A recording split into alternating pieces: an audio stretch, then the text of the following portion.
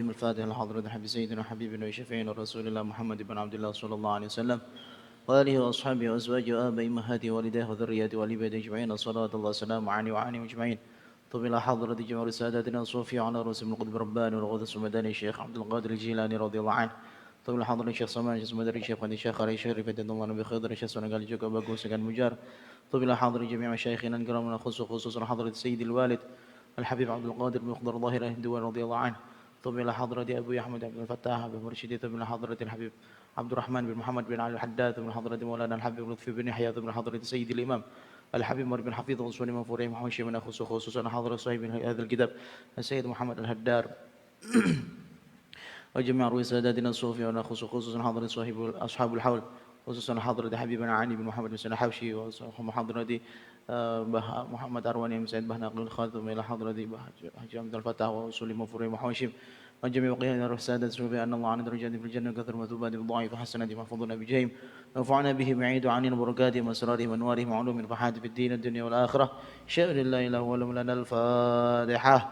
أعوذ بالله من الشيطان الرجيم بسم الله الرحمن الرحيم الحمد لله رب العالمين الرحمن الرحيم مالك يوم الدين إياك نعبد وإياك نستعين اهدنا الصراط المستقيم صراط الذين أنعمت عليهم غير المغضوب عليهم الضالين آمين. قوله كفى بالمرء كذبا. Sebelum kita mulai ini mengingatkan mawon kita jaga kesehatan karena sudah memasuki musim dingin. Musim dingin ya, dinginnya Indonesia rak sepiro dingin, jadi saling menghangatkan diri dengan mbah piye cah carane golek sing kanca-kanca sing lemu-lemu apa piye nek turu diusahakan jangan di lantai. Biasanya ana sing tengguru ning lantai nek aku delok nggih wonten. Utawa ning kene loteng, jane sing kuat turu ning loteng dina iki. Kalau saya lihat kayaknya hari ini justru tempat ini rada anget. Nggih, misalnya kalau memang terpaksa ketisen tem mriko, saya izini untuk tempat sini, yo pasti tempat apik iki selawat tapi akhir nggo turu ya monggo. Wonten nggih, nek dalu ketisen mboten? Atis, nek kene rada anget. Gendeng aja deh. Iso kipasan tapi ya. Maksudnya temen kan suasananya rada anget gak di sana. Nek misalnya ono sing ketisen ya didata saja siapa yang bisa pindah, bisa ke sini gitu loh ya. Monggo. Jadi ketoknya nang gini kono ku watis, makanya saya minta ke sini tadi karena suasananya anget gitu loh. Enak kene sih boleh. Paham nggih? Monggo dipakai selama memang dibutuhkan. Kene kan orang bareng macam-macam, jadi jaga kesehatan betul karena ini sudah mau ujian juga semesteran nggih. Semesteran ya sedikit lah untuk sungguh-sungguh ya. Nambah sedikit maksudnya ya ben rada nilai golek nilai lah intinya nggih. Di sini silakan mau dipakai untuk kegiatan sementara daripada di mana? Aula pondok kasusnya dingin banget, betul ya? Dingin banget, makanya bisa dialihkan ke sini, monggo. Nah, sementara ini kalau masih dingin saya minta yang kegiatan saya pindahnya ke sini. Bahasa udan jadi besok ke sini dulu. Gak kuat aku neng ngono. Neng pondok buah apakno iso ati sing ngono. Ono ijan sing kipasan. Iso dhuwur. Terus mboten ketisen nggih. Anget nggih, ya wis.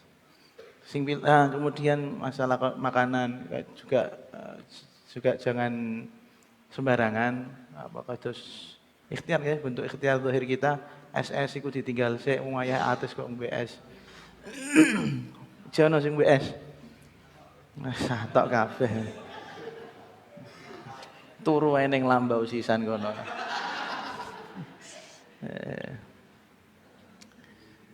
Ya.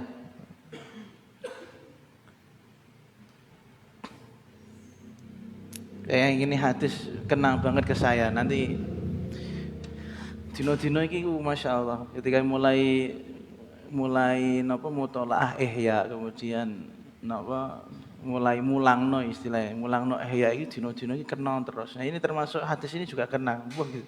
Gusti Allah lagi sayang sama saya. Nanti kita terangkan. Bismillahirrahmanirrahim. Qala sallallahu alaihi wasallam, "Kafa bil mar'i kadziban ay yuhadditsa bi kulli ma sami'a." Mim rawahu Muslim. Kafa wis cukup. Kafa cukup bil mar'i kelawan awa-awaan. Kafa cukup bil mar'i kelawan awa-awaan kadziban apane ngapusine. Kadziban apane ngapusine ayu haditha ing yen to crita sapa mar'u. Cepetan nggih, tak peleni neh. Kafa wis cukup bil mar'i kelawan awa-awaan kadziban apane ngapusine ayu haditha ing yen to crita sapa mar'u bikul lima kelawan saben-saben barang utawa bijami imas kabehane barang. Bikul lima kelawan sekabehane barang sami'a kang wis krungu sapa mar'u ing ma. Sami'a kang wis krungu sapa mar'u ing ma. Mim rawahu Muslim. Kata Rasulullah sallallahu alaihi wasallam, hadisnya jelas sahih karena diriwayatkan Imam Muslim. Kafa bil mar'i kadziban ay yuhadditsa bi kulli ma sami'a. Orang itu cukup dicap sebagai pembohong. Dicap sebagai pembohong. Kalau definisi berbohong itu adalah menceritakan hal yang tidak sesuai fakta. Nah, ini ada bohong adna yang lebih rendah tapi sudah dianggap bohong. Apa itu kata kajian Nabi? Seseorang bisa dianggap berbohong jika apa? Ayu haditsa bi kulli ma sami'. Jika dia bercerita semua hal yang didengarkannya. Boh iku bener, boh salah, pokoknya diceritakane wis dianggap berbohong. Karena potensi informasi yang diterima seseorang itu bisa jadi berita benar dan tidak menutup kemungkinan kalau berita itu salah. Paham nggih?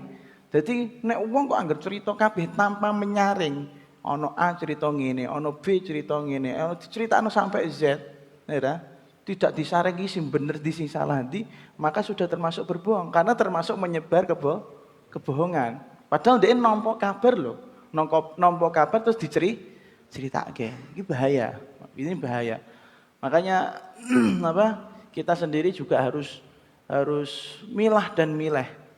Jok zaman akhir zaman ini paling enak ketoke meneng. Ketoke meneng mawon. Asuku tuh salamah. Jadi Kuatirnya kalau kita orang yang punya pengaruh gitu loh. Kalau kita orang yang punya pengaruh kemudian menceritakan tanpa memilah dan memilih. Kemudian orang yang merasa menghormati kita otomatis mengikuti apa enggak? Mengikuti. Wah, terjadi fitnah yang besar, bahaya. Ini kemarin tadi malam lah ini saya ceritakan saja karena orangnya sudah meninggal dan juga saya berasumsi bahwasanya beliau insya Allah waliyun min auliyaillah. Ada seseorang yang dulu makamnya menjadi guru saya sebelum diganti sama Abah Lutfi. Saya ceritakan karena pengen bukan menjelek-jelekan tapi pengen memberitahu Anda bahwasanya ya mulutmu harimaumu sekarang tulisanmu harimaumu. Ada medsos itu ya. Saya pernah posting sesuatu. Jadi saya pernah posting sesuatu nah gini aplikasi yang namanya Tumblr ya. Ada yang tahu? Dan aplikasi ini nggak begitu terkenal di Indonesia ya nggak? Tumblr. Dan saya yakin waktu itu privacy. Saya ceritakan ada orang begini sampai punya permasalahan. Tak cerita apa aneh. Yang saya tahu ya. Yang saya tahu ketika Tumblr itu di tahun berapa ya sempat diblokir di Indonesia, ya kan? Sempat diblokir di Indonesia. Alhamdulillah tulisan itu hilang kan gitu. Tahu-tahu 2019 muncul lagi, ya enggak? Muncul lagi Tumblr ini sekarang aktif lagi di Indonesia. Otomatis tulisan itu yang awalnya private kayaknya settingannya berubah menjadi bisa dilihat semua orang. Wah. Akhirnya dzurriyyahnya nesu-nesu, ngempul-ngempul. Padahal saya di postingan paling terakhir di Facebook saya mengatakan beliau ini insya Allah min waliyun min auliyaillah. Bahkan kita sempat mintakan doa kepada teman-teman waktu itu, saya masih ingat. Kemudian kebaikan yang saya lakukan tertutupi karena postingan tahun 2016 atau 2017 itu. Wah, saya diumpah-umpah ya karena memang saat itu beliau masih hidup dan saya belum tahu cara kalau Tumblr itu ternyata sudah aktif di Indonesia, kan repot. Nah, tadi malam itu repot, gegernya yang sana sih. Kita sudah taslim karena beliau sudah meninggal dan orang meninggal itu pasti baik. Apalagi jelas beliau adalah muhibbinnya seorang wali Allah besar. Saya yakin dalam manaqib manaqibnya Syekh Abdul Qadir Jailani ya, wa kana muriduhu wa muhabbibuhu humus su'ada'u fid dunya wal akhirah la yamutu illa ala imani wal islam au kama qala. Wong sing seneng wali ya. Wong sing dadi murite wali seneng wali humus su'ada'u fid dunya wal akhirah. Mereka adalah orang yang bahagia dunia akhirat. Dan matinya la yamutu illa alal Islam. Matinya pasti Islam dan iman. Apalagi sekarang beliau sudah meninggal, cinta sama seorang wali besar, kita masih ketar-ketir, ya enggak? Makanya saya mengatakan beliau waliyun min auliyaillah, tapi statement terakhir saya enggak dilihat sama dzurriyyahnya. Jadi marah-marah lah intinya. Ya, maklum, karena memang menyakiti perasaan.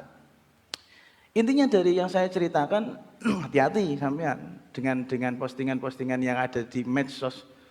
Seketoke sing blusuk ora ana sing ngerti, wis diprivasi. Sopo ngerti 50 tahun ke depan punya putu, dibungkrah-ungkrah karo putumu, lumbahku jebule ngene iki modele alay misale gitu. Akhirnya diceritakan. Ini agak jauh dari pembahasannya hadis ya, agak jauh dari pembahasan hadis. Cuman saya menulis itu pengalaman saya. Kemudian sekarang kalau Anda cari sudah tidak ada, sudah saya hapus, seakun-akunnya tak hapus. Tulisan saya, persepsi saya tentang beliau waktu itu. Tapi kalau sekarang sudah taslim, apalagi saya punya keyakinan semua orang yang cinta sama wali itu mesti disyafaati. Wali ini rak ridho kan? Wali ini rak ridho. Nah, kalau bahasanya Syekh Abdul Qadir Jailani, kalau ada pecintaku, ada muhibbin saya, auratnya terbuka di jagat timur, maka aku yang di jagat barat pasti akan berusaha menutupinya dengan caraku sendiri, ya enggak? Disyafaati tambuhan. Disyafaati. Makanya kita ini juga harus hati-hati dengan statement-statement kita, dengan perbuatan-perbuatan kita. Mbok menawa besok diungkrah-ungkrah anak putu repot. Diungkrah apa. Semua orang punya kesalahan. Tapi show must go on ya. Kita jangan berhenti di situ. Kita tetap harus bismillah. Yang lalu memang berlalu, bukan spion itu kan buatan ngangge untuk kembali ke belakang. Spion itu untuk berarti hati-hati, ya enggak? Anane spion kendaraan ini loh. Apakah menunjukkan Anda harus kembali ke belakang? Buatan kan adanya spion di sepeda motor, di mobil, itu kita melihat, oh di belakang ada bahaya, oh di belakang ada bayangan ini. Jadi kita harus bagaimana? Kita buatan. Nah, makanya itu yang bisa saya sampaikan terkait hati-hati dalam bermain medsos. Kalau bisa, ya nek iso uzlah sisan. Dalam kemarin di ngajirin ya, saya terangkan tentang ceritanya Hatim Al-Asam. Beliau senau sama Syekh Syaqiq Al-Balkhis 33 tahun. Ditanya, kamu belajar apa saja sama saya?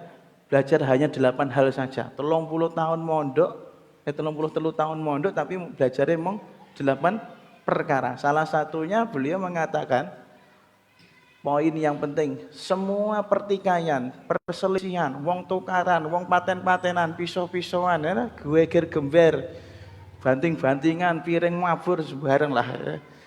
Apa ngebom omah dan segala macam, itu perselisihan itu terjadi hanya karena satu hal, yaitu hasud. Hasud terhadap kenikmatan orang lain. Hasud apa? Ya mbuh donyane, mbuh popularitasnya, apa strata sosial, kehormatan. Karena iri dengan keistimewaan yang dimiliki orang lain. Biasa nek orang iri, insya Allah aman aja. Makanya beliau melihat nahnu qasamna bainahum ma'isyatahum fil hayatid dunya. Ketika kepengen carane nambah iri piye? Delok ayat iku. Gusti Allah wis jamin kowe arep mulya, arep ora, arep sugih, arep kere, arep sehat, arep lara, nggih. Arep apa meneh? Pinter, arep goblok dan lain-lain. Itu semua sudah ada bagiannya dari Allah sendiri. Kita tinggal menjalankan. Nek di cara uang urip sampean gawe acara niku disangoni karo ketua panitia nyoh lakokno. Iki kewajibanmu nyoh bagian konsumsi lakokno, aja nggo jajan.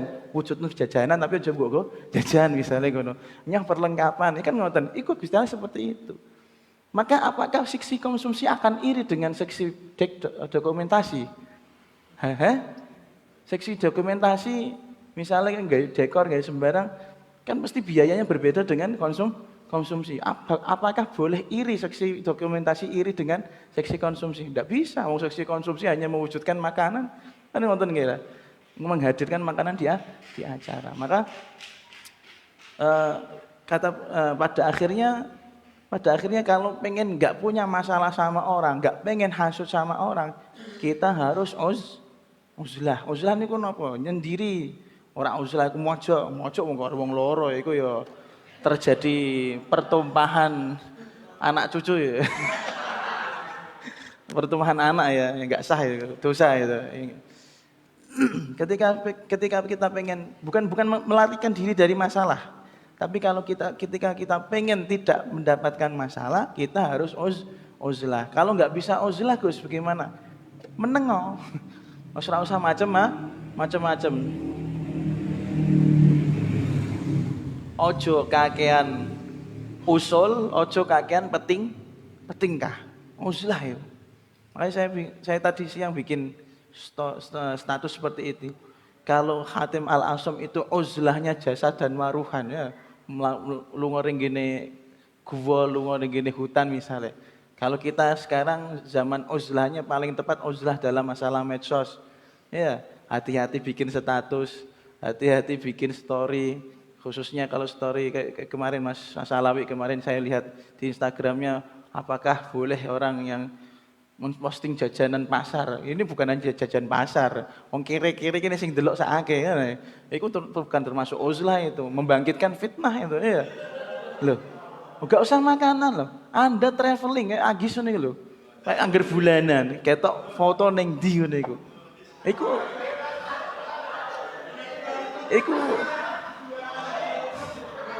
wah ya, paham nggih? Agis saya direlak-lelakno diseneni Umi mangkat ning PHD karo cupong. Iku krana foto lho, iku krana foto dan makanan. Akhirnya kan hasut, itu mereka seperti itu karena hasut dengan teman-teman yang bisa liburan kemana, jajan kemana. Padahal kan juga di rumah saja juga baik, di pondok juga baik, menghindari fitnah. Jadi uzlah iku ojo apa ya, misalnya sampean ora ketok gawe story ning ndi, ora ketok gawe pakanan sing enak, ojo cilik aten. Ora pereh kowe iku napa kere rak duwe duit mboten. Ya iku fakta, kere rak duwe duit fakta ya. Tapi lebih besar lagi sebagai seorang santri saya sedang beruzlah. Iku monggo silakan jajan nikmati. Saya di sini juga menikmati kesendirian saya dengan Allah Subhanahu wa taala misalnya. Ya koyo ngono, malah direwangi sengeni Umi sik mangkat budal ning PHD kanane ya Allah Gusti. Jadi ojo panasan. Nek pengen rak panasan ya wis mending rak usah duwe Instagram, rak usah duwe HP, ora usah duwe napa? Facebook. Wis patenono iku akune diblokir kabeh ben ora ngerti wong serik terus. Ngerti kancane rabi emosi, ngerti kancane apa? Lunga ning pantai emosi. Ngerti kancane lunga ning gone puncak emosi. Oh, ono ae ceritane. Ya karena kita kurang uzlah. Jadi uzlah kita itu perlu. Uzlah nek cara menurut saya itu bukan tua lah. Mlebu keping tengen metu keping kiwa, budek micek. Paham ya? Budek micek. Ben sampean niku atine ora kotor. Nek wong biyen kan kuat nggih, masyaallah mereka uzlah niku yo ning ngene guwa, mboten guwa garba ibu. Bagaimana cara kembali? Loh, bae. Mbak ki nek mulih ning guwa garba, Mbak. Payah ya. Orang-orang dulu tuh kalau uzlah kan luar biasa. Dan pas kayak siapa Sohibur Rotib Al Habib Abdullah bin Ali Al-Hinduman itu 40 tahun boleh uzlah. 40 tahun. Ya ora kuat sampean. Ya kita mau uzlah bagaimana? Sing paling apik ya itu uzlahnya wis minimal aja ngasih menyibukkan diri dengan hal-hal yang tidak penting. Paham nggih? Nah, saya juga seperti itu. Saya cerita seperti ini bukan berarti saya napa jenenge mentasbihkan diri saya itu jelek, bukan. Ngelekno sampean. Sampean wis ngerti aku elek, aku wis ngerti. Dan Anda lebih jelek daripada saya gitu loh masalahnya. Biasa, paham nggih? Hati-hati. Khususnya medsos, khususnya nggih aja melu panasan nggih makane di mood semua jangan dilihat itu statusnya orang-orang bikin panas hati. Iya. Santri kok panasan. Paham nggih, Pon? Paham nggih? Kembali lagi ke hadis, kita kalau mau menceritakan sesuatu atau bercerita, ceritakanlah yang fakta. Tapi minta bisalihin dari akhlaknya orang-orang soleh dulu yang salaf itu mereka tidak mudah bercerita, meneng wae. Ono masalah ya meneng wae. Gak usah ngomong. Nggih apa gak ada geger, nggih apa gak ada geger. Waqala sallallahu alaihi wasallam, kullu jasadin nabata min suhtin fannaru aula bi. Kullu jasadin utawi saben-saben awak jasad. Jasad gandengane kalih roh nyawa. Nek kumpul urip, nek pisah mati. Aku dhewe-dhewe sing roh masih berpetualang dia ya. Nek jasad iku engko mati ning kene liang lahat, sing roh berpetualang di alam barzakh. Kullu jasadin utawi saben-saben jasad nabata kang tukul apa kul? Jasad tok tukul piye kok sik? Nabata kang tukul apa jasad min suhtin saking barang kang haram. Terusane as-suhtu al-haramu. Min suhtin saking barang kang haram. Fannaru mongko iku utawi neraka. Fannaru mongko iku utawi neraka aula iku luweh utama bihi kelawan jasad. Bihi kelawan jasad. Ada Rasulullah sallallahu alaihi wasallam masyhur hadis ini. Kullu jasadin nabata min suhtin fannaru aula bihi. Hati-hati sing dobel pakanane kancane iki rungokno. Oh atok ya dobel. Hati-hati iki. Rungokno iki. Wa'idun syadid, ancaman yang sangat kuat ya. Kullu jasadin, semua badan, semua anggota badan nabata yang tumbuh berkembang min suhtin dari barang yang haram fannaru aula bihi, maka hati-hatilah neraka adalah tempat paling layak untuk orang-orang yang model seperti itu. Jadi kalau kita membiasakan diri makan makanan yang haram itu sudah jelas panggonane neraka, paham nggih? Panggonane neraka terlepas dari masalah syafaat ora syafaat ya kira iku urusan liya iku ya. Tapi pada dasarnya aturan mainnya ketika Anda mengkonsumsi barang-barang yang haram. Dalam hal ini bukan hanya konsumsi, kita perluas memakai ya. Mbuh nganggo pakaian, mbuh nganggo hanger ya. Ono sing nganggo hanger gosop ya. Ngisikat ya, itu termasuk mengkonsumsi. Itu kan semua anggota tubuh yang melakukan barang-barang yang haram atau mengkonsumsi barang-barang yang haram fannaru aulabi, neraka adalah tempat paling layak baginya. Wong sing syubhat mawon remo sak masik kok momone sing perkara sing haram. Dene iku haram nih kayak misal maling. Apa meneh nek kayak barang-barang masjid. Ini yang salah kaprah. Saya ceritakan mawon. Misal ada di masjid ya. Masjid kadang punya tetangga banyak dan air yang di masjid melimpah ya. air di masjid melimpah. Kemudian pas musim kemarau tonggo-tonggo, tahu tuh montara nang desamu. Tonggo-tonggo terus jikok banyu nyuci tok kono. Kadang ngeces HP ning kene masjid. Ini tak cerita anaknya, iya ngeces HP nang masjid. Nguripno kipas angin terus bariku turu ning masjid. Hati-hati. Wah iku rusak iku. Karena semua yang di masjid, ini ngomong masjid mawon. Semua yang ngomong apa meneh sewu perjalanan lunga adoh. Mandeke ora ning pom bensin tapi ning ning masjid lapo nguyuh. Terus ora salat. Bariku ya ora nyangoni masjid ya gak. Mboten nate kan ana wong sing model bahaya, hati-hati. Hati-hati. Iku ora terima syubhat. Itu secara haram ya karena semua yang ada di masjid air, kemudian listrik, kemudian kipas. Ya. Ini iki wis beda meneh oleh lah dinggo rada dinggo. Iya, itu semuanya diperuntukkan untuk kenyamanan para jamaah yang ada di masjid. Jamaah sholat, bukan jamaah tidur ya.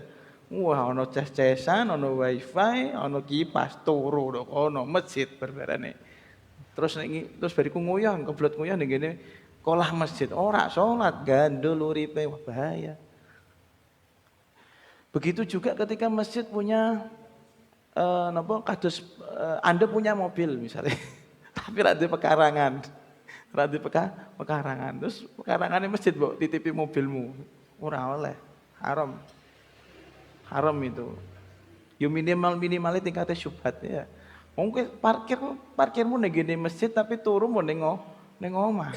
Kan keliru. Jero-jero nek turumu ning masjid. Napa Pak turu masjid? Jaga masjid rada-rada ya. Rada-rada. Kemudian misalnya masjid itu punya pekarangan, di depannya ada pohon matoa atau pohon sing mengasih pisang misalnya gitu.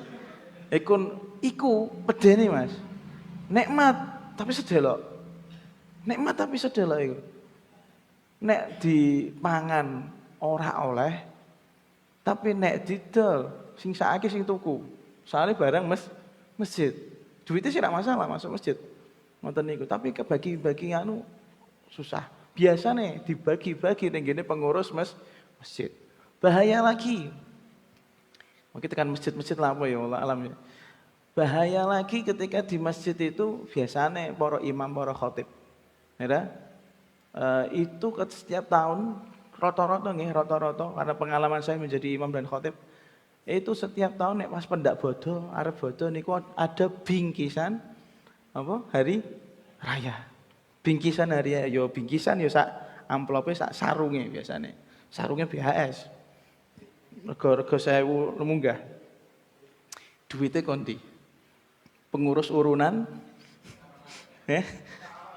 kotak amal betul.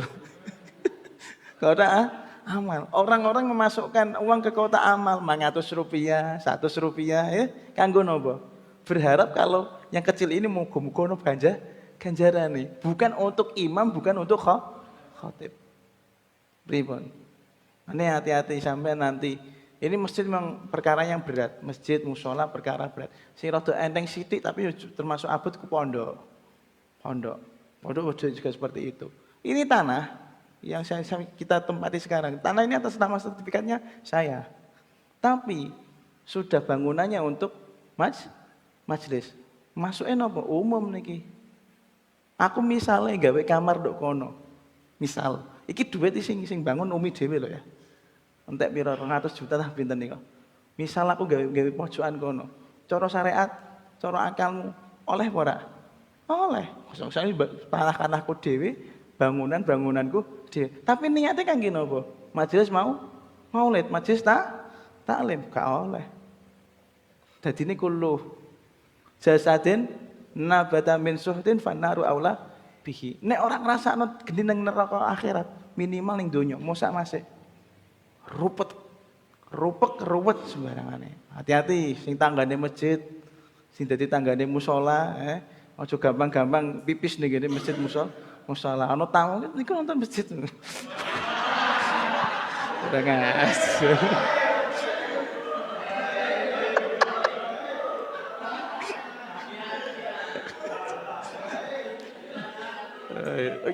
Jadi bahasanya ganti, Mbak. Arep pipis, Bang. Kalau monggo salat sik di masjid ngono lho, Mbak. Ojo iku ono masjid. Hati-hati. Hati-hati. Itu yang berkait dengan hak-hak yang berkaitan dengan Allah Subhanahu wa taala. Bahaya. Jadi tak elekke temenan. Ojo ngasek kecampuran barang-barang yang ngono. Apa meneh barang haram. Dalam syarahnya ini syarahnya Faidul Qadir nggih. Mana ini? Suatu saat ada cerita yang diceritakan oleh Zaid ibn Arqam. Zaid ibn Arqam menceritakan tentang perkataannya Sayyidina Abu Bakar As-Siddiq. Dulu Sayyidina Abu Bakar As-Siddiq punya budak yang selalu mengurus urusannya beliau. Suatu saat budak tersebut membawakan makanan bita'amin fatana wala minhu luqmah. Budak ini membawakan makanan kemudian dimakan sak puluh ya satu suapan.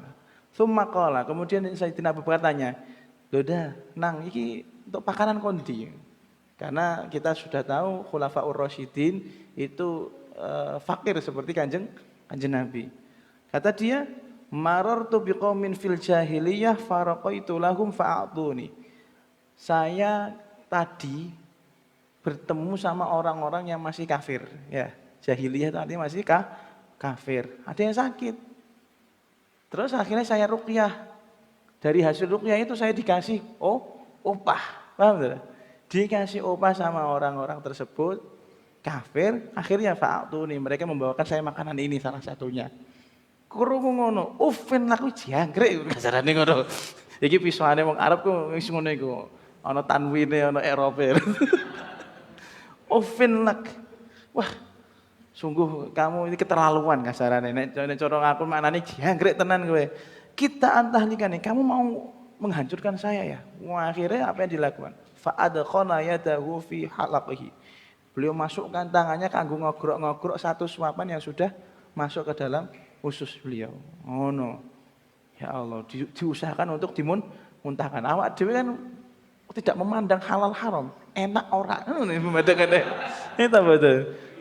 Iki nek wis haram li ora enak yo makna kita min ahli taqwa mesti ora enak tur haram mesti kita mbak mau. Sing bingung ketika enak tapi haram ya bingung ya. Berusaha mencari dalil yang halal. Repot. Terus kata beliau, qala law lam takhruj illa ma'a nafsi la akhrajtuha. Seandainya makanan yang saya makan ini kok tidak bisa mau keluar sampai saya mati, tetap saya lakukan. Masyhud pertaruhannya adalah mati. Tangannya dilebokno kok biasa. Saking jaga awake ben ora kena makanan sing ora cetha. Iku mau kan pakanane wong jahiliyah. Alias dia si gulam budaknya Sayyidina Abu Bakar itu kan mendapatkan opah dari hasil dia ruqyah. Kan enggak masalah aslinya loh ya. Kita punya muamalah dengan orang-orang yang kafir asalkan tidak membuat kita musyrik, boleh apa enggak? Boleh. Nyatanya awak dhewe sering dodolan tuku karo Cina ya sering. Ya ta, kita mboten. Halal ta mboten? Tapi cara Sayyidina Abu Bakar murah oleh. Iku barang subhat tok lho ya. Iku tak kalau enggak gitu bukan as-siddiq, enggak makal siddiqin ya. Jadi beliau itu sampai seperti itu. Ini barang yang cetok halale ngono lho. Anda bisa menyembuhkan, kasih obat, ngasih resep sembuh. Ibaratnya dokter. Oleh enggak dokter nombor opah? Boleh karena pekerjaan. Lah iki Sayyidina Abu Bakar Siddiq baru tahu kalau barangnya dari orang-orang jahiliyah wis ora wani mangan. Awak dhewe kan ora beda ya. Beda tetep. Enak ta ora? Pertanyaannya enak apa ora? Nek enak ya lanjutlah sithik-sithik ditobati kena ujian apa darek. Innallaha ghafurun rahim. Masalahnya ini disusuli dengan hati selanjutnya. Kullu dzambin asallahu ayyaghfirahu illa man mata musyrikan aw qatala mu'minan muta'ammida. Kullu dzambin utawi sakabehane dosa. kullu dzambin utawi sakabehane dosa asallah. Muga-muga utawi Gusti Allah, iku muga-muga utawi Gusti Allah ayaghfira. Yen to ngapura sapa Allah, ayaghfira yen to ngapura sapa Allah hu ing kullu dzambin. Hu ing kullu dzambin illa man kejaba wong. Mata kang mati sapa man. Musyrikan hale musyrik. Musyrikan hale musyrik au qatala utawa mateni sapa man mukminan ing wong mukmin muta'ammidan hale jarak. Ini. Jadi paham nggih? Tadi masalah makanan itu kan fanaru aula bihi. Fanaru aula bihi. Kayaknya beliau susuli dengan hadis ini ada maksud lain. Menurut penangkap saya itu masih boleh lah. Masih bisa ditobati. Tapi ya, sekarang banyak dari kita yang bajingan tengek loh ya. Barangnya dari barang-barang yang tidak sah secara syariat, secara hukum. Kemudian misal uangnya tobat, apakah tobatnya tidak diterima? Ono wong sugih persugih krana ganja misalnya. Sugih krana dodolan miras misalnya, krana judi. Dia kemudian tobat masuk Islam. Terus kira-kira barang-barang iki mau barang-barang yang dihasilkan dengan cara yang haram apa mbok muni iku haram kabeh tok ono kabeh udah ndek metu ke majelismu rak duwe pakaian sing haram enggak punya pakaian yang halal punyanya yang haram semua mobilnya haram omahe haram bojone haram anake haram kabeh nah ketika tobat piye diharapkan makanya bahasa Kanjeng Nabi kullu dzambin asallah. Semua bentuk dosa apapun semoga saja Allah mau mengampuni. Cuman ada yang tidak bakal diampuni apa? Illa man mata musyrika, kecuali orang yang mati dalam keadaan musyrik jelas gak bakal diampuni. Au qatala mu'minan muta'ammida, atau dosanya orang yang membunuh sesama mukmin dengan sengaja. Artinya sengaja di sini apa? Yang menganggap pembunuhan itu halal. Nah, boleh di suka materi sapa ge? Oh iya. Berarti iki moci gentayangan nih. Lama ora urusan apa iki mbek moci? Nah, itu dipal ya. Apa? Dipal karo hati sing ndek mau lho. Aja angger cerita, dianggap pembohong gitu. Paham ya? Makanya kata bahasanya ini riwayat ini sangat spesifik. Asallah, semoga saja Allah sak gede-gedene dosa. Ya, misal kayak mau lho pakanan haram. Nem haram, nek tobat muga-muga di Ngapura. Muga-muga di Ngapura. Nek iso ucul lepas tangan dari semua yang haram, monggo. Tapi nek ora iso, yus muga-muga di Ngapura. Banyak ayat menyatakan kana Allahu ghafurur rahim, tawwaban rahim. Yus muga-muga termasuk itu kan gitu. Tapi ada dosa yang tidak bakal mungkin dilupakan oleh Allah, tidak bakal mungkin napa jenenge? Dimaafkan oleh Allah, yaitu mati dalam keadaan musyrik atau menghalalkan pembunuhan orang mukmin. Dan ini bukan hanya situ. Dari situ bisa ditarik kesimpulan menghalalkan apa yang diharamkan oleh Allah. Karena dalam konsep Islam orang yang menghalalkan apa yang diharamkan oleh Allah kemungkinan bisa murtad, ngalalke sing haram, ngaramke sing halal. Murtad niku kafir mun. Bahaya. Pun paham nggih? Muga-muga dosa awake dhewe di ngapura. Wes iku ae. Gedhekno rojak. Kemudian satu lagi sebelum menutup, kalau kita misal punya salah sama orang, atau apa. Itu hukukul adami. Jika memang samahahnya kemudian keluasan hatinya untuk memaafkan itu bisa kita raih, maka hukumnya untuk meminta maaf wajib. Paham ya? Nek kowe duwe salah mbek kancamu, duwe salah mbek sapa? Wong iki mbok kira-kira nek dialuki ngapura oleh iso gampang. Maka kita yang punya salah wajib meminta maaf.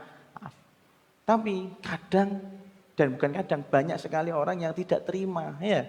Dieling-eling entah iku engko di apakno lah, dielek-elek lah dan segala macam.